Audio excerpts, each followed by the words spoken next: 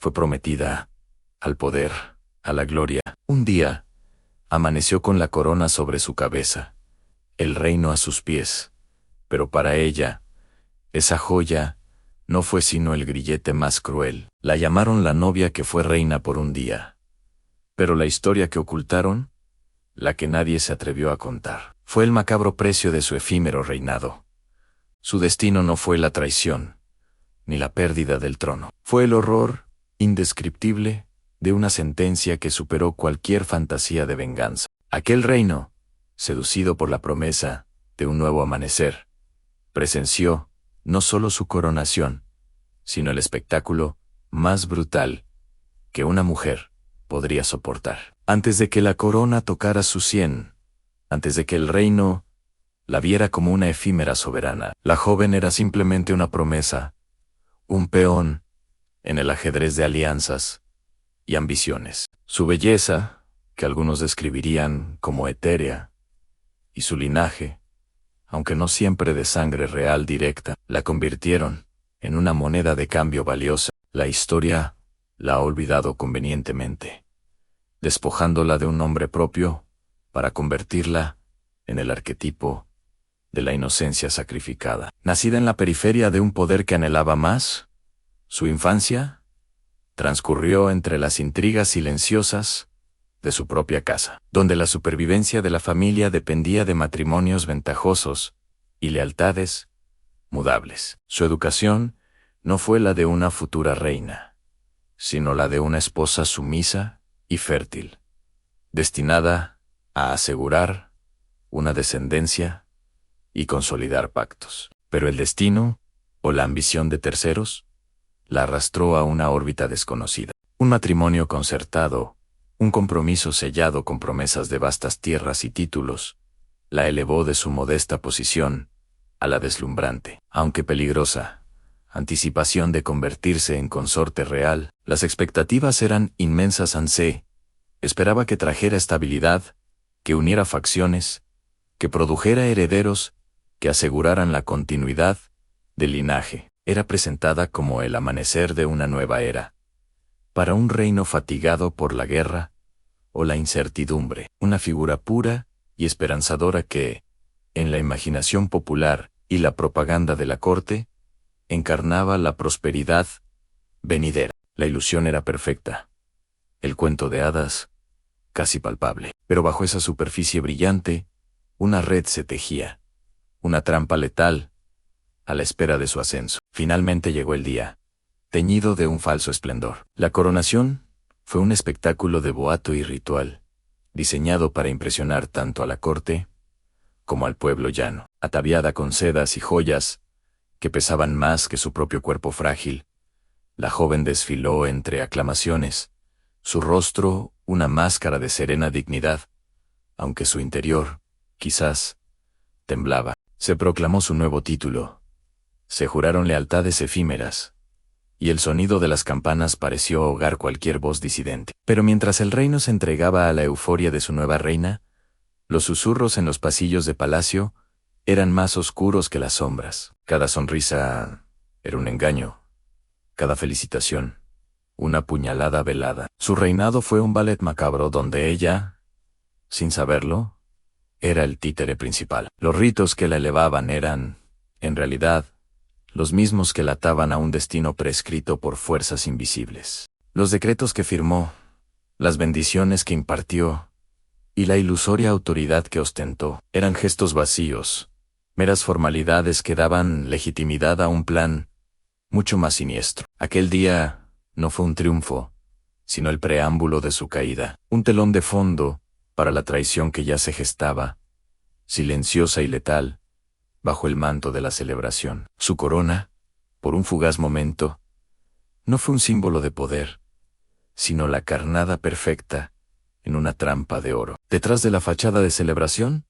se escondía una maraña de envidias y cálculos políticos. La breve reina por un día era solo un peón sacrificial, su ascenso orquestado por aquellos que buscaban desestabilizar el trono o asaltarlo directamente. El rey, un hombre débil y fácilmente manipulable, se había dejado convencer de que este matrimonio era la clave para una nueva era, sin percatarse de que servía como catalizador para su propia caída. Los verdaderos titiriteros eran una facción de la nobleza, ambiciosa, liderada por un primo codicioso del monarca y un grupo de cortesanos descontentos, quienes veían en la joven reina una oportunidad perfecta para sembrar el caos. Su estatus de novia forastera, sin alianzas sólidas en la corte, ni un linaje real indiscutible por sí misma, la convertía en un blanco ideal. Carecía de una base de poder propia, de partidarios leales que pugnaran por ella. Su coronación fue apenas una formalidad, un paso necesario para activar la trampa. Los rumores comenzaron a circular como veneno, insinuaciones sobre su supuesta infertilidad, acusaciones veladas de brujería o de una lealtad dudosa a poderes extranjeros. El pueblo, que un día la aclamó, comenzó a verla como un mal presagio, una intrusa corruptora. Las conspiraciones no tardaron en materializarse. Los papeles falsificados aparecieron.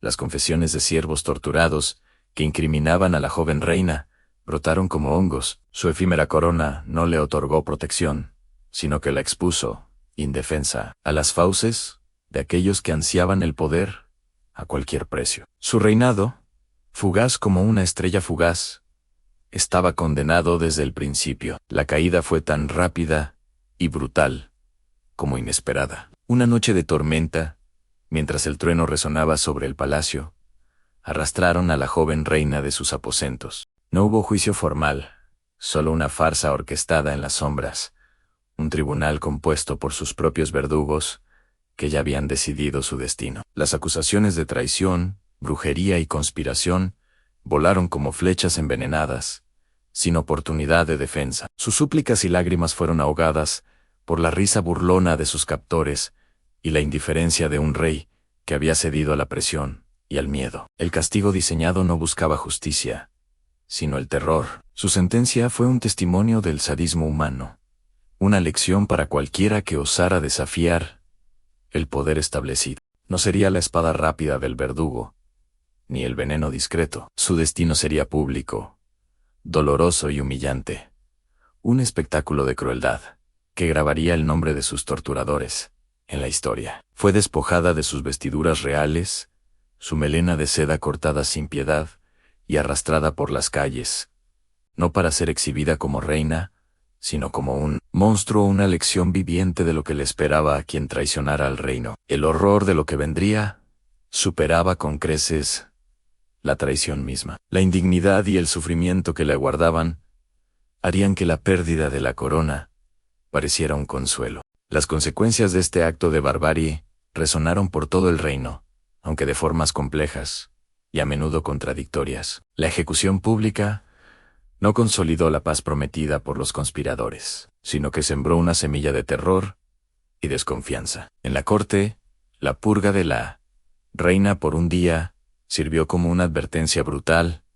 El poder era volátil, y la lealtad, una mercancía volátil. Aquellos que habían orquestado su caída consolidaron temporalmente su influencia, pero lo hicieron sobre cimientos de miedo, no de respeto. La fragilidad del rey se hizo aún más evidente, revelando la facilidad con la que podía ser manipulado, y por extensión, con la que el destino de todo el reino podía ser alterado por las intrigas de unos pocos. Entre el pueblo llano, la historia de la novia sacrificada se transformó en una leyenda susurrada, un cuento macabro que advertía sobre los peligros de las alianzas reales y la crueldad inherente al poder. Su sufrimiento, lejos de ser un mero espectáculo, se incrustó en la memoria colectiva, no como una justificación de la justicia, sino como un recordatorio sombrío de la arbitrariedad y la inhumanidad. Algunos vieron en su destino un presagio de desventura para el reino,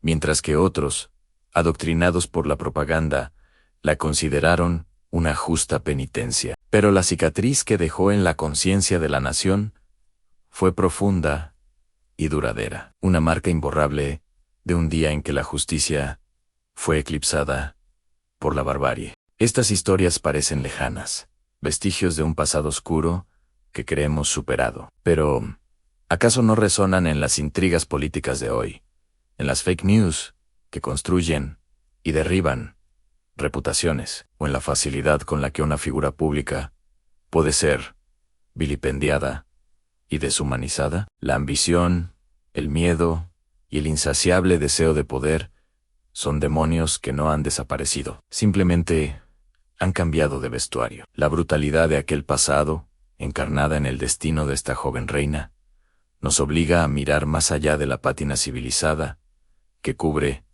nuestra propia sociedad. Nos recuerda que la crueldad humana es una constante perturbadora. Si quieres descubrir más historias tan estremecedoras como esta, suscríbete y acompáñanos en este viaje al lado más oscuro de la historia. Reflexionar sobre estos eventos no es solo un ejercicio de curiosidad morbosa, sino una advertencia, una oportunidad para entender los extremos a los que puede llegar el ser humano cuando el poder se desliza hacia la tiranía y la indiferencia ante el sufrimiento ajeno. Este es solo uno de los secretos que el tiempo intentó enterrar, una de las miles de tragedias que yacen ocultas bajo capas de polvo y olvido, esperando ser desentejados. Historias como la de la novia, cuyo breve reinado se convirtió en un preludio de un horror inenarrable, nos revelan la verdadera naturaleza de la fragilidad humana frente a la maquinaria del poder